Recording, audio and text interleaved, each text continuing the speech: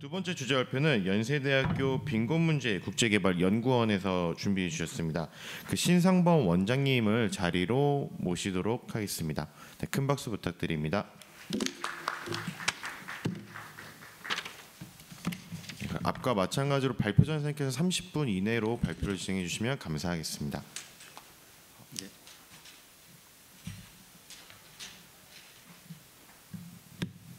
네, 안녕하세요. 저는 연세대학교 빈곤문제 국제개발연구원의 신상범이라고 합니다.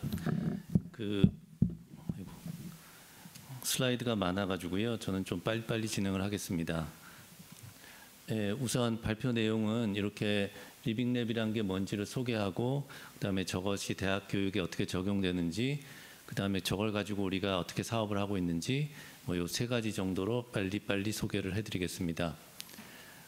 제가 정의한 리빙랩은 일반 시민이나 정부나 대학이나 기업이나 전문가들이 모여서 그들이 사는 지역에서 발견되는 특정한 문제를 해결하기 위한 혁신적인 아이디어나 기술 혹은 상품을 개발하는 다양한 실험을 진행하고 시제품을 제작하는 등의 활동입니다.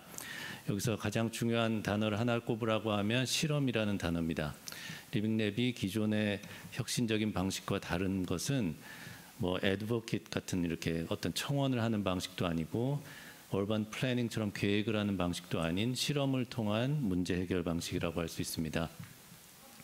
저렇게 5가지나 6가지의 핵심 속성들을 주로 말을 하고 있습니다. 리빙랩은 누구나 참여할 수 있는 개방형 혁신이고요. 그 다음에 사용자 주도 혁신, 즉 기술 개발을 할 때 그 기술을 실제로 쓸 사람들을 기술 개발을 주도한다는 뜻입니다. 그리고 이제 예를 들면 이제 저 사용자 주도 혁신의 정반대가 공급자 주도 혁신, 그러니까 우리가 보통 쓰고 있는 핸드폰이나 뭐 컴퓨터처럼 공급자들이 자꾸 이제 업그레이드를 해가면서 이제 혁신을 주도하고 있지만 사실은 사용자인 우리하고는 별로 상관없는, 우리하고 맞지 않는 불필요한 혁신인 경우가 많습니다. 그다음에 함께 만들어가는 과정이어서 전문가들과 일반 시민들이 함께 참여할 수가 있고요. 아까 말씀드린 대로 실험을 하게 되는데 리빙랩은 다른 방식의 혁신과는 달리 다양한 행위자들이 참여하는데 이분들 간의 관계나 거버넌스가 미리 정해져 있지 않기 때문에 이분들이 어떤 그 질서를 만들어 나가고 어떤 협력적인 그 구성을 하느냐에 따라서 이제 실험이 잘 되기도 하고 안 되기도 합니다. 그 다음에 이제 주민들이 이렇게 그 혁신을 주도하는 과정에서 문제를 발견하고 문제가 얼마나 심각한지를 측정하고 데이터를 만들어가는 과정에서 이제 주민들이 직접 데이터를 만들고 데이터를 통제할 수 있게 되는 것을 시민과학이라고 하고요. 그다음에 이 과정에서 누군가는 또 이제 돈을 벌고 뭐 이제 이렇게 되고 있습니다. 리빙랩을 크게 3단계로 나눈다면 실험 전, 실험 그리고 실험 후 단계로 나눌 수가 있는데요. 실험 전에는 주민들이 문제를 진단하고 솔루션을 모색하고요. 실험 단계에서는 실험을 설계하고 진행하고 시제품을 만들고 그 문제에 적용을 해서 실제로 문제가 해결되는지를 보고 문제가 해결되지 않으면 다른 실험 설계를 다시 합니다. 실험 후에는 이제 이렇게 실험 결과로서 성공한 그 프로토타입을 통해서 특허를 출원하거나 창업을 하기도 하고 또 이것이 하나의 정책으로 제도화되기도 하고 다른 지역이나 다른 주제로 확산되거나 전파되기도 합니다. 조금 이따 말씀드릴 우리 리빙랩 수업 모델은 저기 2번째 실험 단계의 첫 번째 단계, 즉 실험 설계까지만 진행을 합니다. 그래서 실험 설계를 발표를 하고 학생들이 수업이 다 끝나고 나고요. 수업이 끝나고 나서 학생들이 원하면 실제로 리빙랩 경진대회에 참여시켜서 실제 거기서 이제 선정이 되면 이제 지원금을 받아서 이제 실제 실험을 진행하도록 이렇게 지도하고 있습니다. 리빙랩은 유럽적인 현상입니다. 유럽의 그 대학에서 또는 유럽의 도시에서 많이 활성화되어 있고 물론 유럽이 아닌 경우에도 많지만 사실 뭐 유럽에서 제일 잘한다고 할 수가 있겠습니다. 저거는 다른 이게 이제 뭐 여러 가지 이제 예가 있겠지만 올리세라고 하는 뭐 하나의 예인데요. 청각 장애인들이 만든 사회적 협동조합입니다. 이거는 그러니까 이게 2018년인가 19년인가 제가 기억이 안 나는데 유럽에도 이 리빙랩 경진대회 같은 거 하는데 거기서 입상한 작품인데 로마에 살고 있는 청각 장애인들 청년들이 실험 문제를 해결하기 위해서 이제 처음에 낸 아이디어가 우리 같이 이제 청각 장애인들도 이제 관광을 하러 올 것이다, 전 세계에서. 그래서 그들을 도와주는 어떤 아르바이트를 하다가 결국은 이제 이 사람들이 만든 게 청각 장애인들이 묵을 수 있는 이제 게스트하우스를 만들어서 이 게스트하우스가 지금 전 세계 40여 개 도시에 있습니다. 그래서 거기 가면 이제 전 세계에 있는 이제 사람들이, 청각 장애인들이 와서 정보도 공유하고 관광도 같이 할 수 있고 연대도 할 수 있고 이제 공감을 할 수 있는 그런 이제 어떤 사회적 혁신을 이루어낸 사례고요. 이거는 어펄 샤워라고 해서 우리가 샤워하고 난 물을 다시 이제 사용하는, 그러니까 작은 양의 물로 이제 재활용하는 시스템인데요. 뭐 선생님들도 한 번쯤은 다 이런 생각을 해보셨을지 모르겠지만 우리가 물을 샤워할 때 너무 아깝다는 생각을 하지 않습니까? 그런데 이 물을 다시 쓰려면 두 가지 문제를 해결해야 되는데, 첫 번째는 이제 물이 온도가 식는 거고, 두 번째는 벌써 샴푸 같은 걸 했으니까 물이 이제 오염됐다는 건데, 이 두 가지를 이제 재생에너지를 통해서 간단히 해결한 이제 사례입니다. 그래서 상업화돼서 유럽의 많은 도시들에서 이미 이제 사용되고 있고 엄청난 그 비즈니스 모델이 되었습니다. 컨셉트 하우스는 로테르담 대학에서 건축학과에서 했던 실험적 수업입니다. 저렇게 캠퍼스에서 학생들이 집을 지어서 살아보는 것 자체가 수업이랍니다. 그래서 집을 지었더니 뭐 창문 위치가 잘못된 것 같다, 에너지 효율이 떨어진다 하면 다시 집을 고쳐보고, 이제 그렇게 그 학생들이 직접 어떤 식으로 집을 지어야지 가장 에너지 효율성이 높고 가장 지속 가능한지를 실험하는 것 자체를 수업으로 이제 하고 있다고 합니다. 이거는 한 15년 전에 한국에서 중학교 3학년 학생들이 개발한 무지개 식판이란 건데요. 여러분들도 잘 아시겠지만 이제 저희 학생들이 한 건 아니고요. 이제 학생들이 가지고 있었던 문제 의식은 왜 이렇게 이제 음식물 쓰레기가 많이 나오느냐. 그래서 이제 그것의 문제의 원인을 조사하기 위해서 학생 식당에 갔더니 이제 학생들이 밥을 제공해 주시는 아주머니들하고 의사소통을 할 때 아주머니 저 조금만 주세요 할 때 그 조금만이 얼마만큼이냐가 이제 정의가 되지 않았다. 그래서 그 문제를 해결하기 위해서 저렇게 금을 그어봤더니 한 달 후에 실험을 해봤더니 뭐 음식물 쓰레기 양이 엄청 줄었다. 이제 이런 거죠. 저 세 명의 학생들과 그 과학 지도교사는 특허를 출원해서 돈을 많이 벌었고 지금 한국에는 전국에 한 40여 개의 공공기관에서 저 무지개 식판을 쓰고 있습니다. 서울시청 지하 식당에 있는 AI 푸드 스캐너인데요. 이제는 저 기계가, 저 로봇이 이제 우리가 밥을 다 먹고 식판을 반납을 하면 이 사람이 어떤 종류의 음식을 얼마만큼 남았는가를 스캔을 해서 이제 계산을 합니다. 그래서 뭐 물론 학습을 엄청 했겠죠. 이렇게 생긴 거는 닭강정이고 요만큼이면 몇 g일 거다라고 추정을 해서 한 달 정도 뒤에 이제 셰프에게 이제 이렇게 보고를 합니다. 월요일에 이 메뉴는 하지 마라. 이게 가장 음식물 쓰레기가 많이 남는다. 뭐 이런 건데 이거나 저거나 똑같은 거죠. 그러니까 아이디어가 중요한 거지 기술은 그냥 이런 기술이 있다는 것만 알면 되는데 이건 누구나 아는 거죠. 그죠? AI라는 게 뭐고 AI가 인간의 어떤 기능을 대체할 수 있는지만 알면 된다. 뭐 이런 거고 이것도 마찬가지로 더 기술적인 전문성이 중요한 게 아니고 어떤 문제의식이나 혁신적 아이디어가 중요하다고 보는 것입니다. 이거는 이제 과거에 이제 그러니까 문재인 정부에서 주로 시행했던 이제 리빙랩의 이제 지원해줬던 리빙랩 사업인데 요 시흥구로 그다음에 제주도의 가치 더함 이것들이 가장 잘된 사례이고요. 다만 이제 지금은 이 사이트들이 다 없어졌습니다. 이제 공감 E 가득 사업이라고 해가지고 행정안전부에서 주관했던 사업인데 거기서 E가 이제 일렉트로닉입니다. 그런데 이제 이게 다 끝났고 끝난 뒤에도 이제 지원이 끝난 뒤에도 이 제주 같은 경우는 제주개발공사가 매년 1억을 들여서 이 사업을 계속 하고 있었습니다. 그래서 제주도에서 일어나는 문제를 이제 이렇게 제기를 하고 이제 그거를 이제 그거에 100명 이상이 공감을 하면 실제로 실험을 진행할 수 있도록 이제 돈을 제공해주고 이랬는데 이것도 1년 전에 이제 끊어졌습니다. 그래서 이제 이런 것들이 지금 우리 행정부에서 주관하는 것들이 많이 없어졌고요.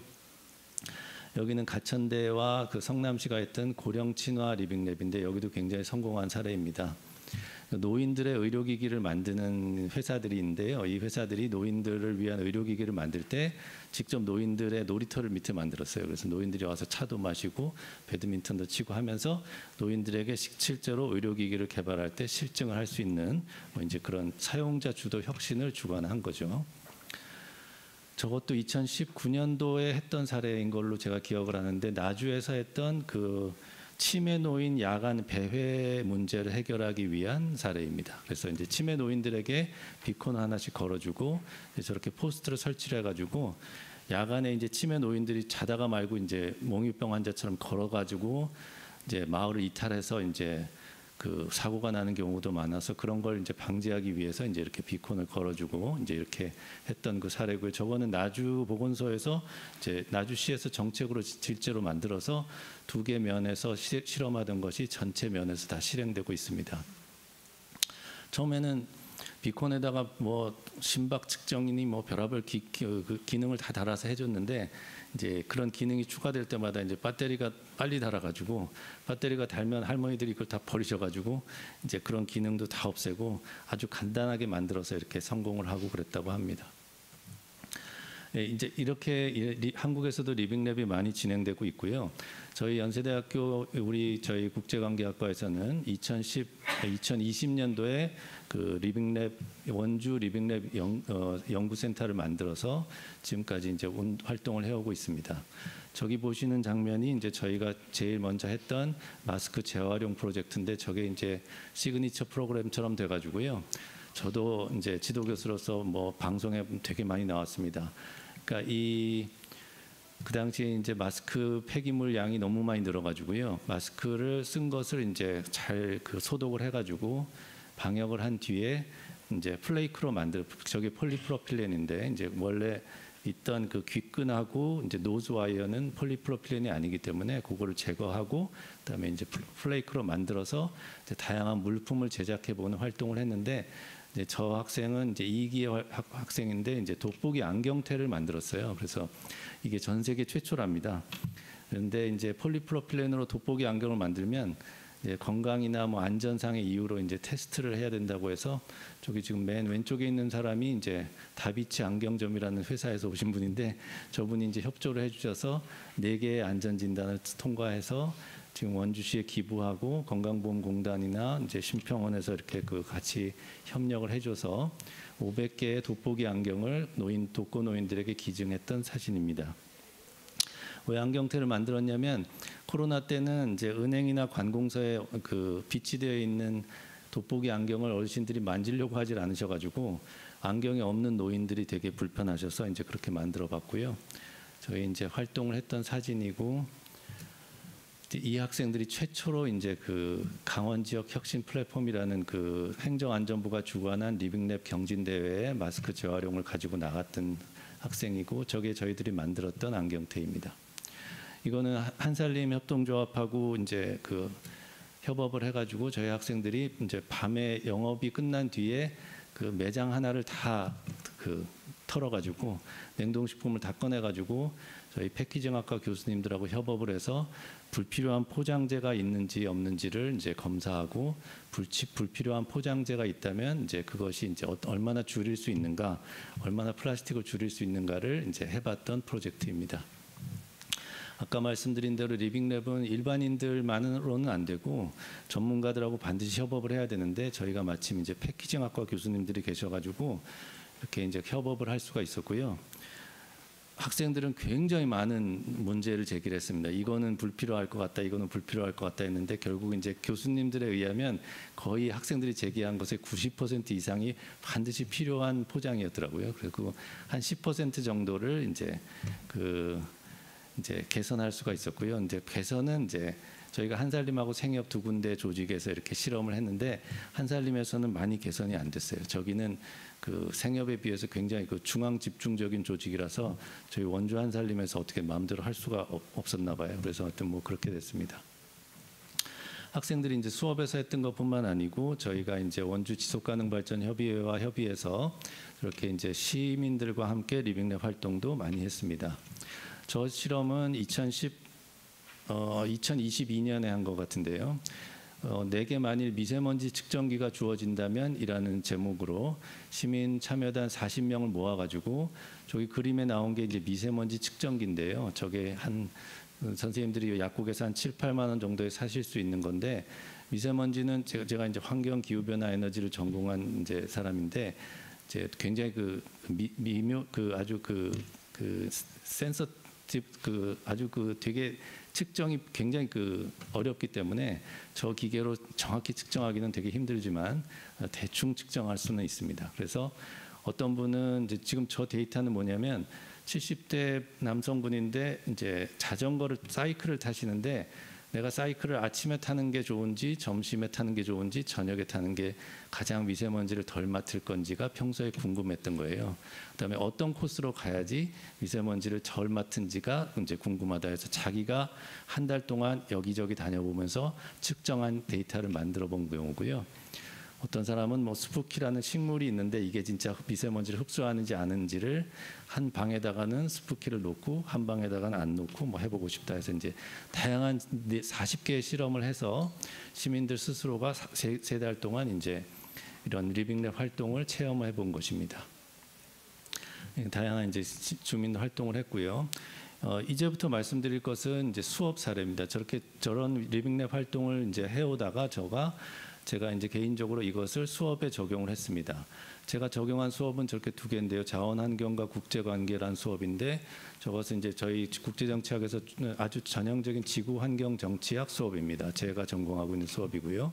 그다음에 이제 국제개발협력 수업이라는 것도 있는데 이 두 개의 학부 수업에서 이 리빙랩을 적용을 해봤습니다. 자원환경과 국제관계에서는 뭐 유엔이라든지 이런 그 국제법, 국제조약, 국제기구가 글로벌 문제, 특히 환경이나 기후변화 문제를 잘 해결하지 못하고 있다는 것이 전제고요.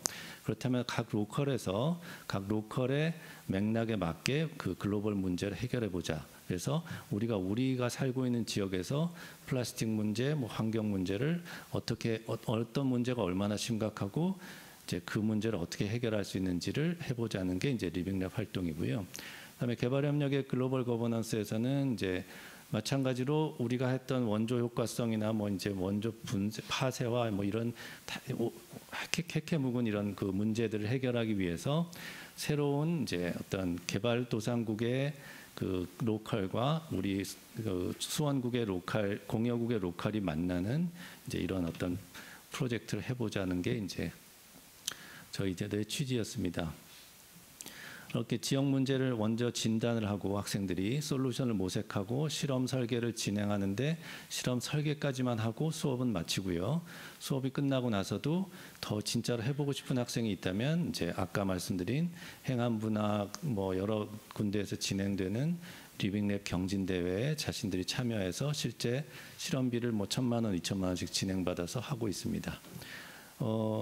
여기서 학생들은 저런 활동을 하지만 그 교수들도 되게 그 역할이 되게 중요하고요. 담당 교수가 저런 지역의 협력기관들과 연관을 시켜줘야 되고 아까 패키징학과의 사례처럼 다른 뭐 의과대학 교수님이라든지 뭐 다른 전공의 교수님들하고 학생들을 연결시킬 수 있어야 합니다. 이 수업은 문제 해결 학습이지만 기존의 문제 해결형 학습과는 달리 문제를 스스로가 찾아야 됩니다. 문제 해결 학습은 보통 교수들이 문제를 던지고 한국의 실업률이 높다. 이걸 낮게 할 수 있는 방법을 모색해 보자 이런 것들인데 이거는 학생들이 스스로 문제를 찾아야 된다는 의미에서 이제 다르고요. 그리고 또 전형적인 기존의 지역 기반 그 커뮤니티 베이스드 러닝이기도 하면서 피어 인스트럭션이기도 합니다. 전반적으로는 글로컬 방식의 문제 해결의 중요성을 체험하는 활동입니다. 글로컬 방식이란 아까 말씀드린 대로 글로벌 문제를 이제 로컬의 그 맥락에 맞게 각 로컬에서 해결하는 것들이고요. 이런 것들을 수업에서 하는 이유는 학생들이 창의력이나 문제 해결 능력, 소통 능력, 공감 능력을 향상시킬 수 있다는 것이고요. 제가 지금 이 사업을 3년째 하고 있는데 전 세계 많은 학생들하고 이제 하고 있는데 대량으로 이제 사전사후 설문조사를 해보면 저런 능력들은 굉장히 많이 올라가고 있다는 것을 이제 확인할 수가 있고요. 그리고 이따가 그 토론해 주실 선생님께서 지적을 하신 것과도 연관이 되는데 이게 원래 수업 목적과 프로젝트 목적이 일치해야 되고 이것을 담당 강사가 잘 설명을 해줘야 됩니다. 즉 이 수업의 원래 목표는 이거고 이것을 이런 학습 목표를 달성하기 위해서 이 리빙랩 활동이 꼭 필요하다는 것을 아주 반복적으로 설명해 주지 않으면 학생들이 끝나고 나면 이거 활동은 너무 재밌는데 근데 이 수업에서 이걸 왜 했나 우리가 이렇게 이제 그 반응하는 경우도 많습니다. 그리고 아까 말씀드린 대로 실제로 이제 실험을 해보고 싶은 학생들은 이제 경진대회 지역문제 해결 플랫폼에 참여를 시켰는데요. 저희 학생들은 이제 이렇게 훈련을 받은 학생들이다 보니 일반인들하고 같이 이제 경진대회에 참여를 하다 보니 당연히 이제 선정이 너무 잘 돼가지고 실제 실험을 통해서 창업도 하고 뭐 이제 특허도 출원하고 이렇게 하고 있습니다. 수업에서 강조하고 있는 것들이 저는 순환 경제, 뭐 저희가 이제 전공에서 배우고 있는 유럽 도시들이 지금 하고 있는, 그다음에 회복 탄력성 있는 도시, 그다음에 저희가 요새 정치학에서 가장 중요하게 생각하는 이제 데이터를 확보한 시민들, 데이터파이드 시티즌스라고 하는데요. 이제 데이터를 보통은 정부가 통제를 하고 만들고 통제하고 있지 않습니까? 근데 만약 시민들이 데이터를 만들고 시민들이 데이터를 한다면 이것은 이제 권력의 새로운 이제 차원이고 민주주의의 또 새로운 차원이 되는 것입니다. 분권화된 해결책들, 기술 기반 민주주의 저런 것들이 저희 정치학자들이 다루고 있는 리빙랩과 관련해서 다루고 있는 키워드입니다.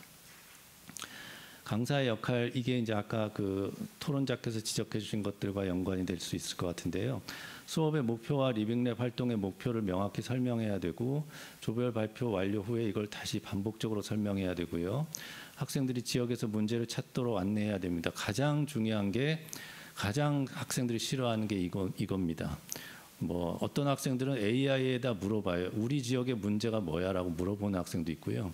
택시를 타고 택시 운전사한테 기사님 우리 지역에 우리 원주에 무슨 문제가 있어요 하고 물어보는 경우도 있습니다.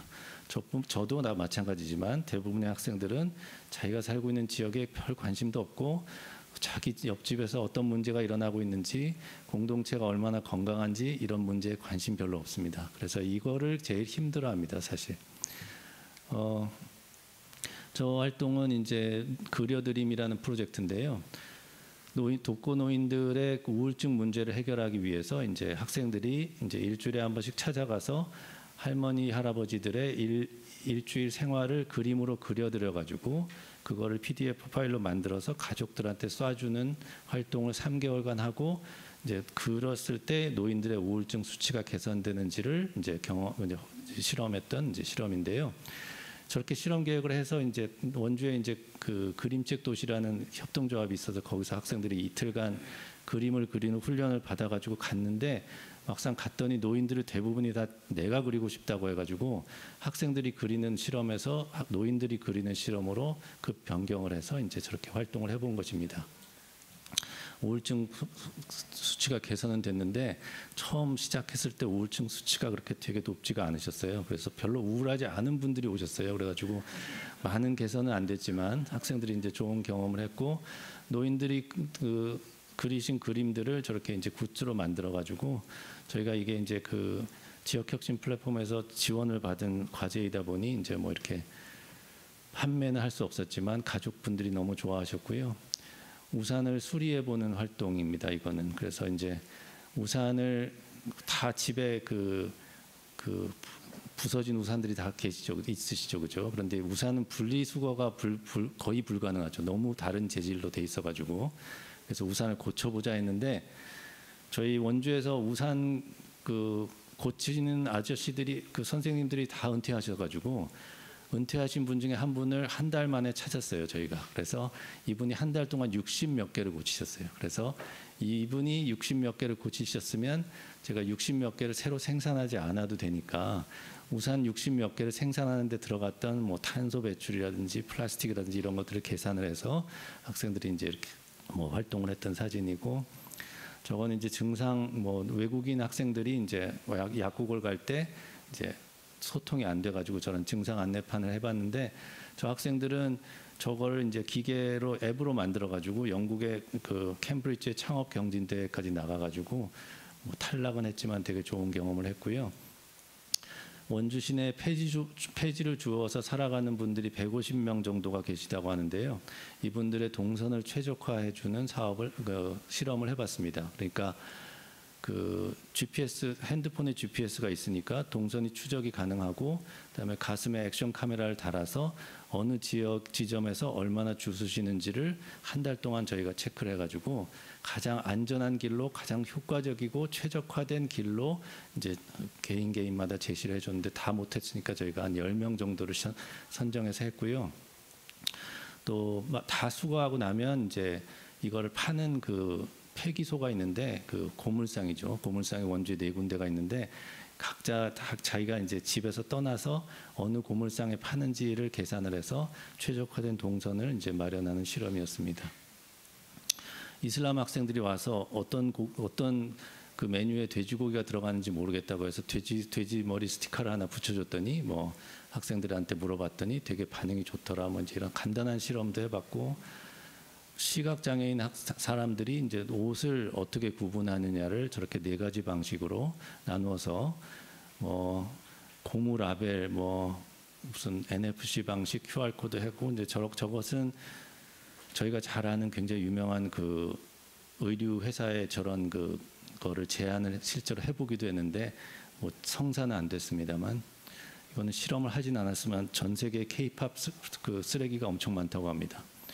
모르겠지만 하여튼 뭐 이렇게 열어보면 별거는 아닌데 조그만 게 있는데 그 조그만 거를 만들기 위해서 엄청난 그 플라스틱 폐기물들이 엄청 많다고 하는데, 저런 것들도 뭐 할 수 있고, 요거는 제일 최근에 했던 실험인데요. 학생들이 테무나 뭐 샤오홍슈처럼 이제 이렇게 저렇게 이제 이 옷이 얼마다 하는데, 그 얼마다라는 그 인포메이션 옆에다가 이 옷이 자연 상태로 썩는데 뭐 150년 걸린다, 뭐 320년 걸린다를 이제 과학자들과 함께 계산을 해가지고 이렇게 그 제시를 해서 그 사람들의 소비 패턴에 영향을 미치는지를 보는 실험이었습니다.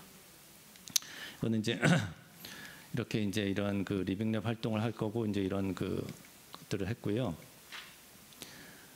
그러고 나서 이제 이렇게 강원 그 지역 플랫폼에 이제 가서 실제로 출전도 했고, 이 학생들은 이 학생들이 했던 실험은 재밌는 실험인데, 원주 시내에 있는 공원에 의자들이 있는데, 의자가 이제 어떤 때는 햇빛이 이쪽에 드니까 의자를 옮기고 싶은데 의자가 다 고정이 돼 있잖아요. 그리고 나는 저쪽을 바라보고 앉고 싶은데 이쪽을 바라보고 앉게 해놓고 해서 의자의 위치와 방향을 누가 정했냐, 시민들이 이걸 정하자 해가지고 기존에 있던 의자를 움직이는 형태로 만들어 본 실험이에요. 그래서 뭐 재미있는 실험들을 했었고요.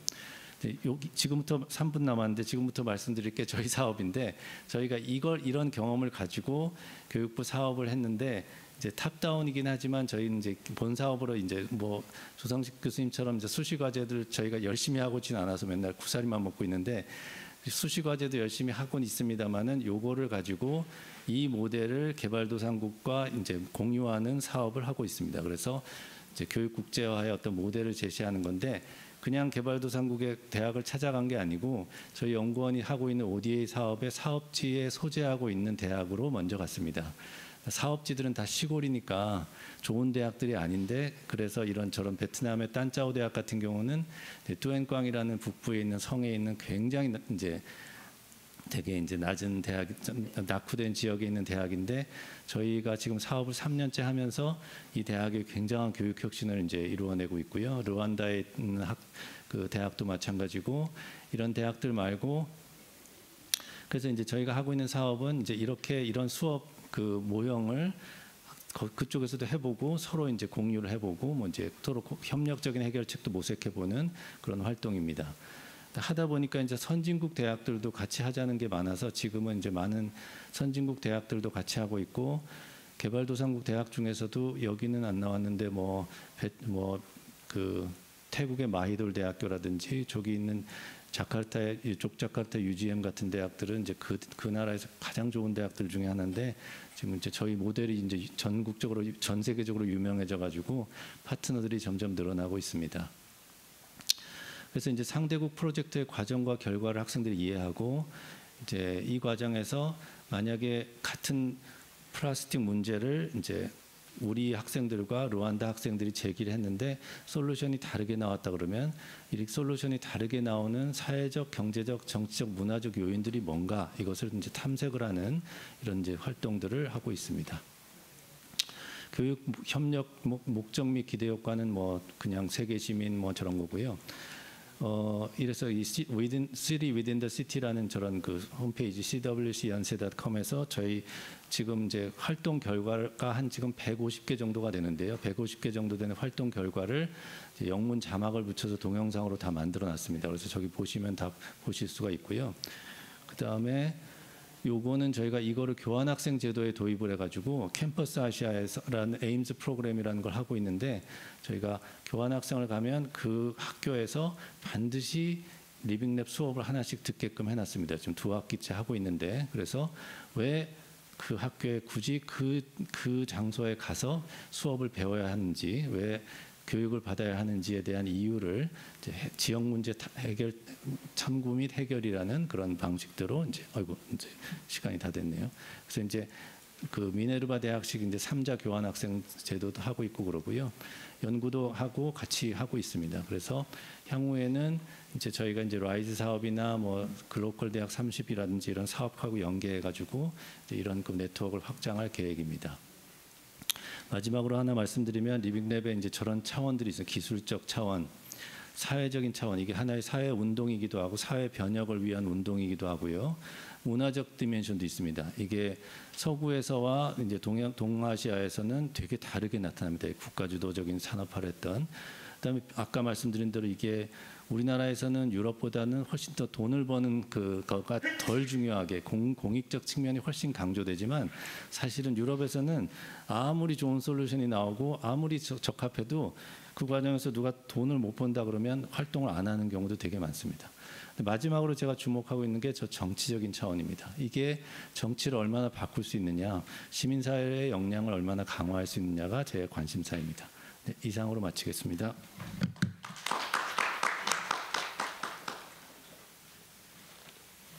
네, 선생님 감사합니다. 되게 발표 재밌지 않았나요? 여러 사례들도 있었지만 뭔가 그 일상, 실험, 민주주의 그리고 그런 것들이 뭐 글로컬, 그걸 대학 교육으로까지 연결되는 과정을 아주 잘 보여주셨습니다. 그럼 이제 토론자 선생님 세 분을 앞으로 모시려고 합니다. 원광대학교 한중관계연구원의 조정원 선생님, 국립순천대학교 인문학술원의 예대열 선생님, 동서대학교 동아시아연구원 준공연구센터의 이홍규 선생님 앞으로 모시도록 하겠습니다. 네, 앞서 첫 번째 주제 토론과 마찬가지로 토론자 선생님 세 분께서는 한 5분에서 10분 정도 토론을 해주시면 될 것 같고요. 그 다음에 한 번에 신상범 선생님께서 답변해 주는 식으로 진행하도록 하겠습니다. 그럼 먼저 원광대학교 조정원 선생님부터 토론 진행해 주시면 감사하겠습니다. 예, 제가 우리 연세 미래 캠퍼스 강의를 몇 년 했었는데 제가 강의 마치고 나서 지금 연세대 교육이 또 어떻게 또 발전하고 진화했는지를 또 직접 배울 수 있어서 상당히 좋았습니다. 저는 지금 아무래도 좀 시간이 또 그렇게 많지는 않으니까 제가 좀 여쭤보고 싶은 것들 중심으로 제 토론을 진행을 하겠습니다.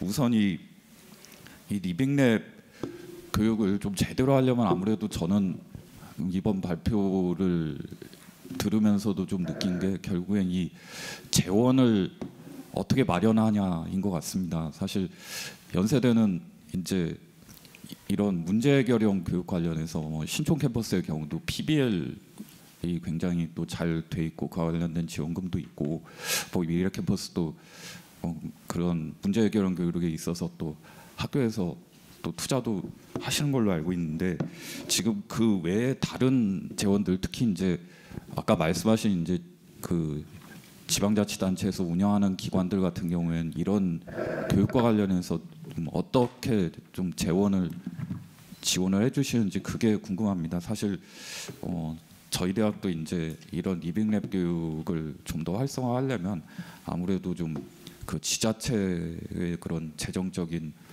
도움도 아무래도 좀 있어야 되지 않을까. 물론 행정적인 지원도 중요하겠습니다만 그리고 지금 제가 또 하나 여쭤보고 싶은 게 지금 사실 아까 이 리빙랩에서 보통 수업 시간에는 이제 실험 설계까지 보통 하시는 걸로 말씀하셨는데 뭐 그 과정에서라도 그 시행착오와 실패가 있을 수 있는데 그 부분은 이제 그 강의를 운영하는 동안 좀 어떻게 허용을 하시는지가 궁금합니다.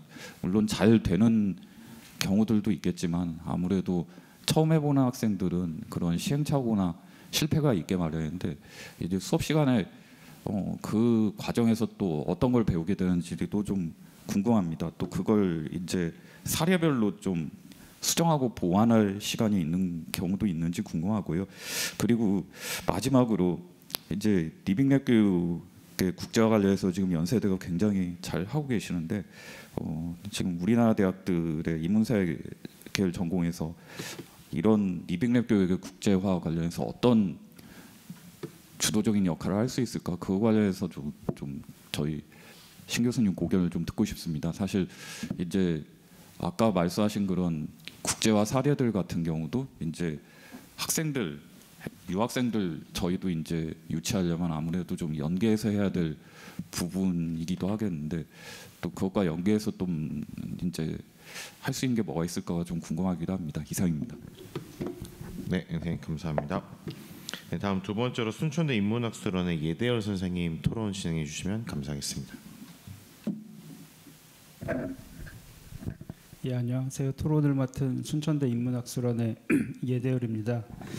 토론문을 읽는 형태로 토론을 진행하도록 하겠습니다. 대학에서의 리빙랩 교육은 시민사회나 공공이 중심이 되어 왔던 기존의 리빙랩 방식에서 벗어나 대학의 인적, 지적 자원을 적극적으로 활용할 수 있다는 점에서 실천적이면서 혁신적인 교육 모델이라고 생각을 합니다. 저 또한 대학에서 학생들에게 강의를 하는 입장에서 선생님께서 리빙랩 수업 모델을 제시하신 것을 보면서 여러 측면에서 실제 적용 가능성을 모색할 수 있었습니다. 특히 제가 속해 있는 순천이나 원주와 같은 지방 소재 대학의 경우 리빙랩 수업 방식은 지역사회와의 유기적인 협력을 강화할 수 있기에 지역 내 대학의 역할과 위상을 재정립할 수 있는 좋은 기회라고 생각을 합니다. 또한 학생들에게 지역에 대한 심도 있는 이해와 지역 내 기업 및 전문가와 네트워크 기회를 제공한다는 면에서도 매우 유의미한 작업이라고 생각을 합니다.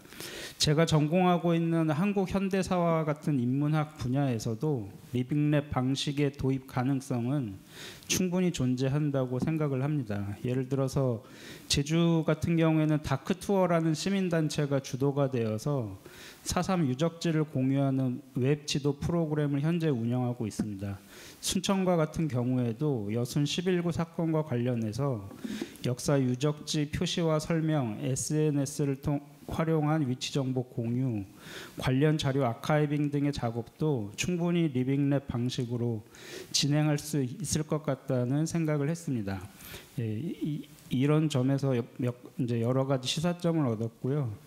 몇 가지 질문을 드리도록 하겠습니다. 첫 번째는 리빙랩 수업에서 교수자의 역할은 일종의 퍼실리테이터에 가깝다고 생각을 합니다. 그런데 이것은 기존 대학 강의에서 중요하게 여겨지고 있는 깊이 있는 학문적 탐구 및 지식 전달의 역할과는 일정 부분 충돌하는 면도 있는 것 같습니다. 학생들이 스스로 성장할 수 있도록 최소한의 개인만 하는 퍼실리테이터와 전통적인 대학 강의의 역할 사이에서 어떤 균형점을 찾고 계신지 궁금합니다. 두 번째는 앞서 조정원 선생님 질문이랑도 약간 연관이 되는데 그 리빙랩 방식의 수업에서 중요한 것은 실험을 위한 공간 확보, 조별 활동 장소 제공 등 물리적이고 다양한 자원에 대한 지원이 성과를 결정짓는 중요한 요소라고 생각을 합니다. 이러한 부분은 개별 교수자나 연구자의 역량을 넘어서는 대학이나 지자체 차원의 시스템적인 지원이 필수적이라고 생각이 듭니다. 대학 혹은 지자체로부터 그것을 이끌어내기 위한 전략이나 구체적인 방안이 있으시면 어떤 게 있으셨고 또 어떤 경험들을 하셨는지 궁금함이 들었습니다. 마지막 질문은 리빙랩 방식의 수업을 통한 결과물은 실제 지역사회 문제 해결에 성공적인 결과를 얻을 수 있지만 또 한편에서는 단발적이고 일회적인 프로젝트로 끝날 가능성 또한 존재한다고 생각을 합니다.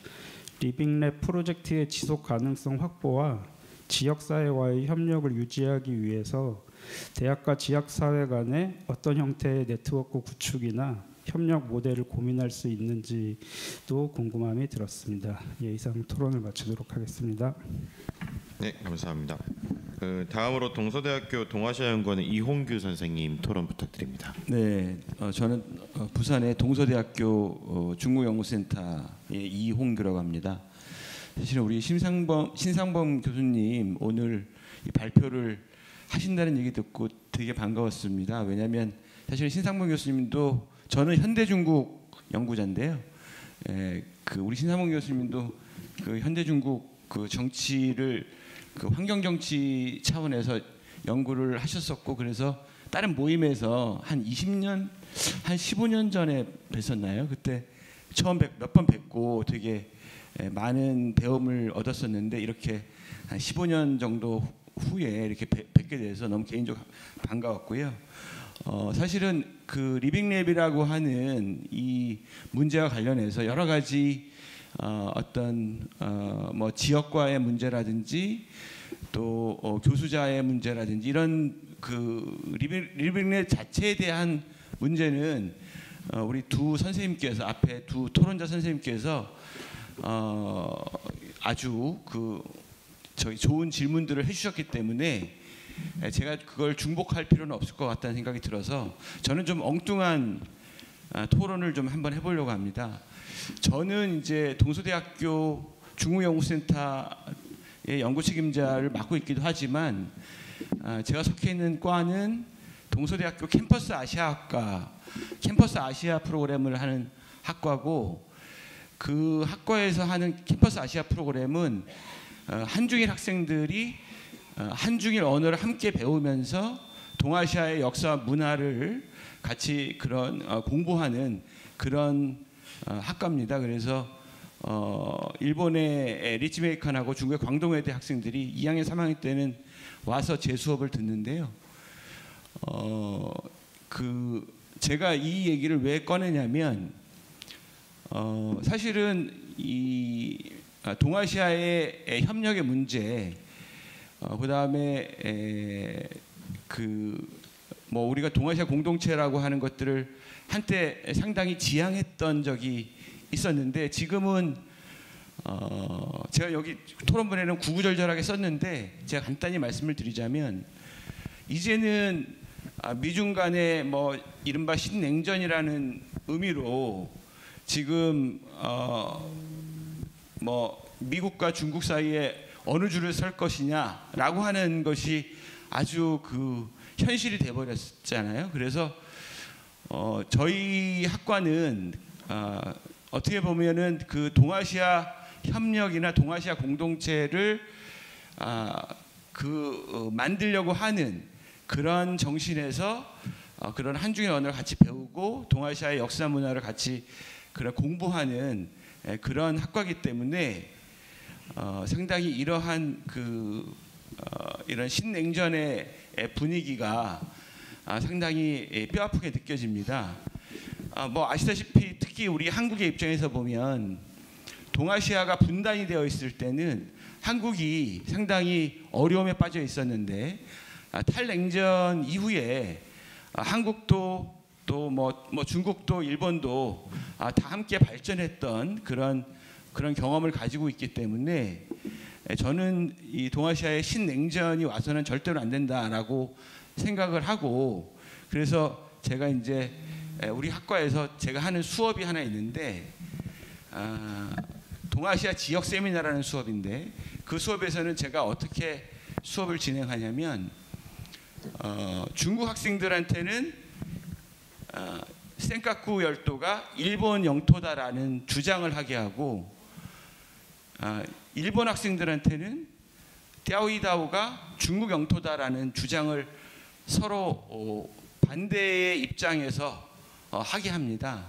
학점 때문에 애들 열심히 하죠. 상대방의 자료들을 찾아보고 열심히 합니다. 그 전까지는 전혀 관심이 없다가 이런 거를 하면서 학생들이 이제 상대방이 진짜 어떻게 생각하는지, 또 우리 한국 학생들도 같이 참여하는데 뭐 독도는 한국 영토다라고 하는 주장을 일본 학생들이 하게 하고, 다케시마는 일본 영토다라고 하는 주장을 우리 한국 학생들이 하게 합니다. 사실은 저도 마찬가지고 한국의 대부분의 사람들이 일본이 왜 다케시마가 자기네 영토다라고 하는 그 근거를 뭐 인터넷만 찾아보면은 좀 나오겠지만 그런 것들을 찾아볼 사람이 그렇게 많지 않을 거라고 생각이 듭니다. 그래서 저희는 이제 그런 역지사지의 관점에서 토론을 시켜보는데요. 그러면 어떤 결론을 맺고자 하는 게 아니라 상대방의 입장은 왜 그렇게 그런 주장을 하는지를 서로 이제 알아보게 하는 거죠. 지금 사실 우리 동아시아에서 벌어지고 있는 수많은 갈등들이 다 자국의 관점에서 자국의 이익을, 국가 이익을 최우선시하는 그런 식의 어떤 국가 중심적인 교육을 통해서 이게 만들어진다고 저는 생각을 합니다. 그래서 저희는 어떻게 하면은 시민 중심의, 국가 중심이 아니라, 국가 이익이 아니라 공공성, 그다음에 시민성이라고 하는 관점에서 동아시아 교육을 할 수 있을까, 이런 것들을 저희가 고민을 하고 있고, 그 수업도 그런 차원에서 도입을 한 것인데요. 제가 오늘 신상문 교수님의 이 리빙랩 그걸 이제 보면서 불현듯 그런 생각이 떠올랐던 거죠. 이거를 우리 학생들 요 클래스에서만 하는 게 아니라 한국, 중국, 일본 전체가 할 수 있는 그런 어떤 시민들의 어떤 그런 어플을 만들 수 있지 않을까? 뭐 여러 가지 통번역 뭐 AI도 뭐 많이 이게 발전하고 있고, 통번역 그런 기술들도 많이 발전하고 있기 때문에 우리가 조금만 더 만약에 노력을 한다면 그런 교육이 필요하겠다. 그런 것들이 시민 교육으로 필요하겠다.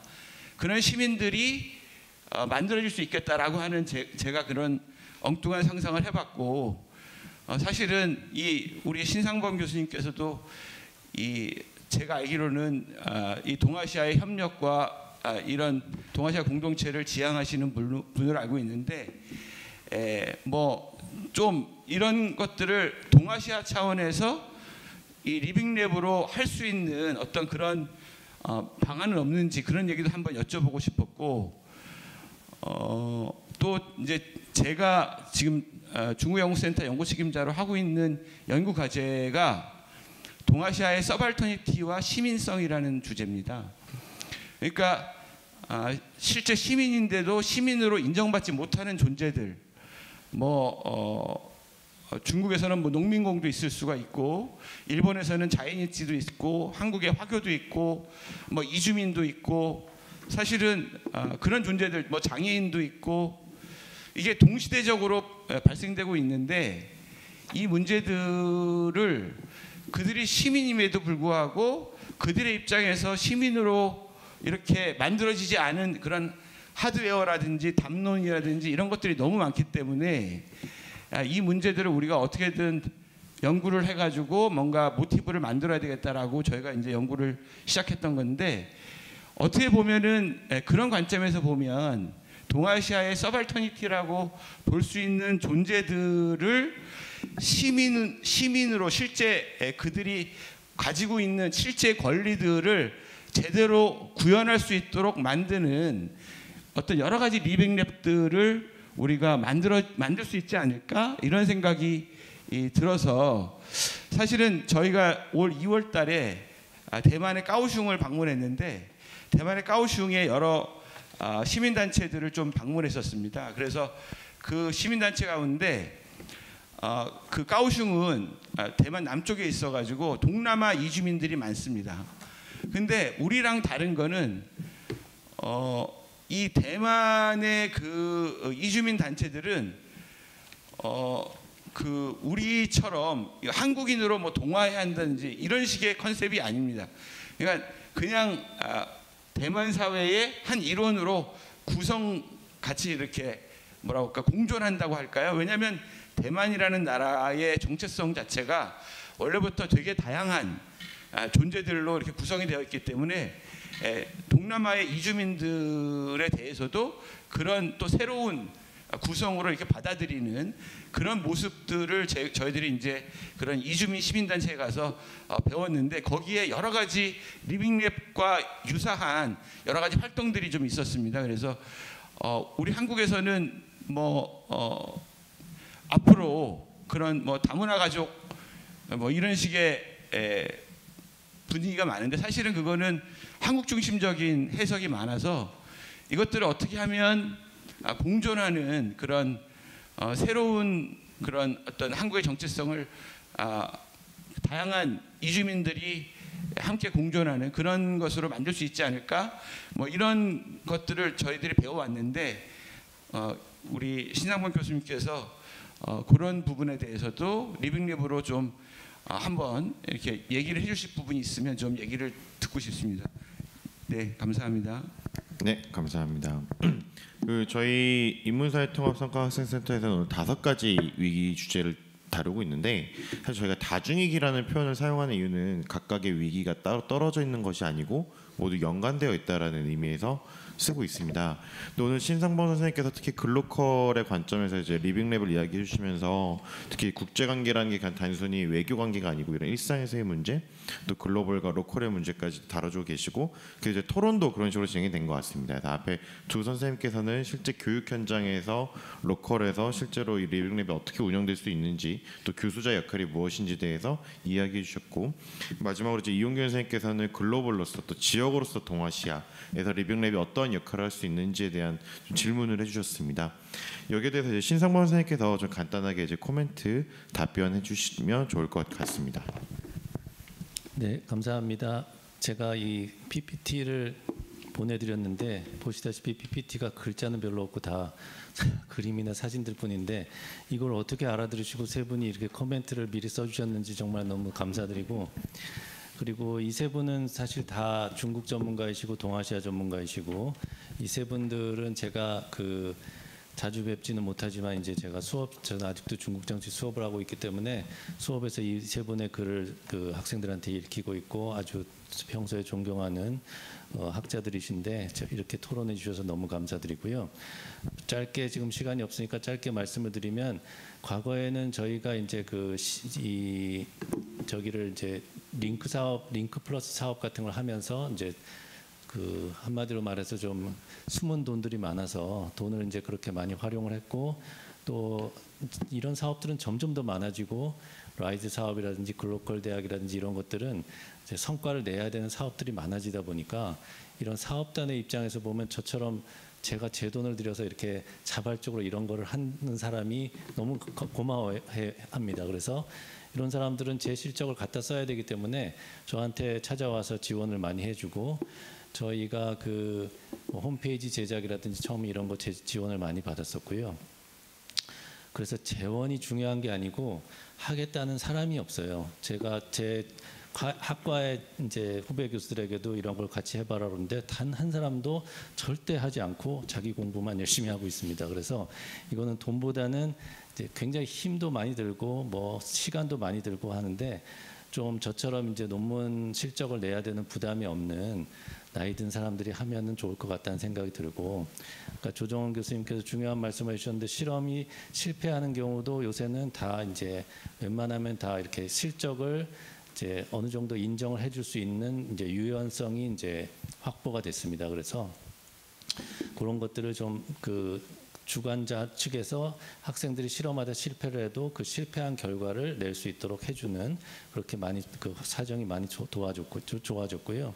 저희가 이 사업을 인문사회연구소 지원 사업을 하면서 사실 교육부의 정책을 이제 지원해줘야 되는 사업인데 사업비의 한 거의 한 60% 정도를 이렇게 저희가 모델을 만들고 이제 모델을 이제 교육부에게 제시하는 이런 쪽으로 쓰고 있고 나머지 한 40%를 수시 과제에다 쓰고 있습니다. 그래서 저희가 지금 하는 얘기는 그 교육부가 원하는 이제 어떤 정책적인 뒷받침을 해주는 것도 좋지만 우리 한국 교육이 이제 저희 주제가 교육국제협력, 한국교육국제화인데 그 국제교육협력 무대에서 한국이 어젠다를 제시할 수 있는 뭔지 이런 것들이 이제 탑다운 과제였는데 저희는 이제 이런 구체적인 모델을 만들고 이 모델이 국제사회에서 이제 어떤 반응이 있고 어떤 문제가 있고 이제 어떻게 이제 그 이걸 매개로 협력할 수 있는지를 실제로 실험을 하고 실행을 하는 거를 중요시하게 여기기 때문에 이런 그 해외 대학에게도 많은 리소스를 투자를 하고 있습니다. 예대열 교수님이 그 오셔서 정말 감사한 게 저희가 이제 인문학자 제가 이런 강연을 이제 많이 하게 되는데요. 전국에 많이 하게 되는데 인문학자들께서 인문학에서도 이런 게 가능하냐고 말씀을 많이 하시는데 정말로 가능합니다. 사실은 엄청난 사례들이 많고 제가 아까 보여드린 cwc연세.com에 들어가시면 지금 제가 생각나는 거는 이제 저희가 베트남에 처음 갔을 때 학생들이 제기한 문제가 소수민족 조혼 문제였거든요. 근데 이제 조혼 문제를 결국은 어떤 그 의식 개선, 뭐 어떤 제도나 어떤 그 물질적인 이익에 관련된 개선이 아니고 그 어떤 의식을 개선하는 쪽으로 하면서 이제 사회주의 국가답게 이제 이렇게 좀 뭐 연극을 공연한다든지 이렇게 해서 어떤 캠페인 활동들을 통해서 조혼이라는 그 습관이 왜 문제가 있고 이게 젠더 관점에서 어떤 문제가 있는지를 뭐 그 실험을 해보는 그런 이제 그런 인문학적인 그런 접근을 했던 사례들도 굉장히 많고요. 그리고 또 강원혁신 포럼에 매년 참가하다 보면 선생님들 아실지 모르겠지만 그 태백의 유명한 블랙산타라는 그 동화를 만드신 그 선생님이 계신데 그 블랙산타가 되게 그 탄광촌의 그 문제를 해결하기 위한 캐릭터를 만드셨는데 책도 엄청 유명해지고 그 블랙산타라는 캐릭터를 가지고 리빙랩 활동도 하시고 뭔지 이런 그 사례들이 되게 많습니다. 교수자의 역할은 두 가지 다 기존의 그 역할도 하고 이제 퍼실리테이터들의 역할을 하는데 저는 여태까지 이 두 개가 충돌한다고 생각해 본 적이 없고요. 오히려 학생들은 문제 해결 활동만 하고 나면은 별로 남는 게 없다고 생각하는 것 같아요. 그래서 전통적인 지식 전달과 배울 건 다 배우고 그것들을 또 다른 방식으로 한 번 더 배워보는 활동까지 한 수업에서 같이 했을 때 더 만족감을 느끼고 있다고 이제 그 생각이 들고요. 그다음에 가장 중요한 코멘트는 이제 지속 가능하고 제도화된 방식으로 이제 이 리빙랩 활동들이 좀 그 진보해야 되겠다는 말씀이시고 제가 지금 1단계 3년이 끝나고 지금 이제 2단계 평가를 앞두고 있습니다. 다음 주에 평가를 받는데 2단계 3년이 시작되면 이제 저희가 지금 예대열 교수님께서 말씀하신 제도화된 방향으로 이제 지자체와 협력을 해서 이제 그렇게 할 생각이고요. 마지막으로 이홍규 교수님께서 말씀하신 동아시아 공동체는 너무 중요한 말씀이시고 그리고 또 뭐 도시간 협력 뭐 저도 이런 거에 과거에 이제 관심을 많이 가지고 논문도 많이 썼는데 저희가 지금 이제 중국의 어떤 도시하고 이제 이런 그 수업 협력을 이제 하고 있고 또 일본하고는 이제 요코하마가 이제 일본에서 이제 리빙랩을 하고 있는 가장 활발히 하고 있는 도시 중에 하나인데 거기 요코하마 시립대학하고도 이제 이런 수업 협력 활동을 해볼 생각은 있는데 아직까지 대부분 다 동남아시아 지역이나 아프리카 지역에 저희가 집중을 하고 있습니다. 그런데 이제 그 말씀을 드리니까 생각이 나는 게 저희가 그 교환학생 가서 하는 수업 들은 것 중에 말레이시아의 말라야 대학에 가서 했던 리빙랩 수업은 거기에 있는 소수민족들의 문제였어요. 그 소수자들의 문제, 이주민들의 문제였는데 그거를 이제 기존의 말레이시아 학생들과 우리 연세대학교 학생들이 협력을 해서 연세대학교 학생들이 보는 관점에서 보는 그 쿠알라룸푸르 내의 이민족들의 그 차별 문제 그리고 원래 말레이시아 학생들이 보는 차별 문제가 어떻게 다른지를 이제 그 관점이 왜 다르고 왜 차이가 나는지를 이제 토론해 보는 그리고 해결책을 모색해 보는 이런 활동을 했었는데요. 이런 뭐 다양한 그 사례들이 저희가 있어서 이제 시간상 설명을 해드릴 수는 없지만 지금 말씀해 주신 것들이 전부 다 여러 차원에서 시도가 될 수 있을 것 같습니다. 그리고 특히 대만은 동북아시아에서는 리빙랩을 가장 잘하고 있는 나라 중에 하나고요. 네, 특히 타이베이시에서의 그 스마트 시티 작업을 하면서 2015년도부터 2020년도까지 한 5년 동안에 타이베이 시정부 안에서 리빙랩 활동을 너무 많이 잘해가지고 저도 그 한번 리서치를 해본 적이 있는데 되게 그 중요한 저희들한테 사례가 되고 있습니다. 그래서 혹시 관심 있으시면은 저희들과 같이 협력을 하셔도 좋을 것 같습니다. 네, 감사합니다.